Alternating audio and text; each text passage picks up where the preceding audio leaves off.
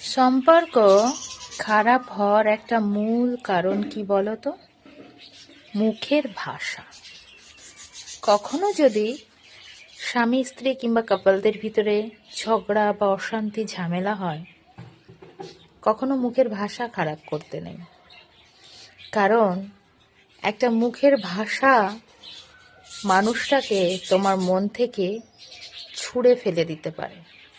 জানো তো, ভাষা যত ভালো হবে, প্রিয়জনের প্রতি ভালোবাসাটাও ততই গভীর হবে।